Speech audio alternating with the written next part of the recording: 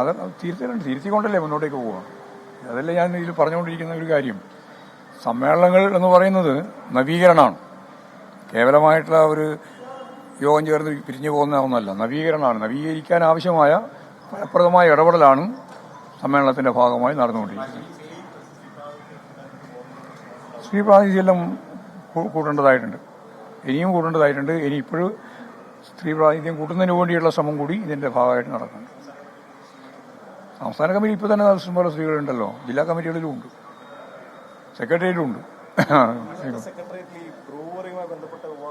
ഇല്ല, ഒന്നും ചർച്ചയാവില്ല, ചർച്ച ചെയ്യേണ്ട ഒരു കാര്യമില്ല.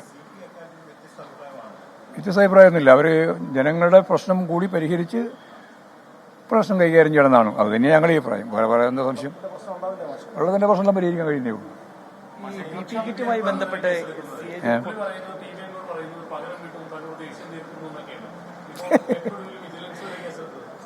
50 പ്രശ്നം വിട്ടിരിക്കുന്നു. 50 മുമ്പേ UDF ആണ്. ഇപ്പോൾ ചേരാൻ പോകുന്ന പുറത്ത് നിൽക്കല്ലേ, അതേപോലെ മാപ്പ് പറഞ്ഞുകൊണ്ട് പുറത്ത് നിന്നിട്ട് എന്നെ ഒന്ന് കയറ്റി എന്ന് പറഞ്ഞാൽ നടക്കുന്നത്. ഞങ്ങൾ അന്നേ UDFന്റെ ഭാഗമായിട്ട് പരിഗണിച്ചിരിക്കുകയാണ്. പോരെ?